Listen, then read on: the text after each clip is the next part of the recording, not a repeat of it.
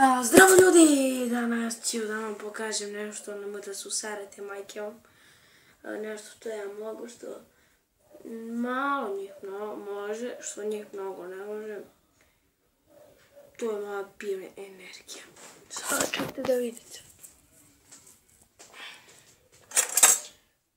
1 2 3 4 5 6 treba koncentracija, dobro.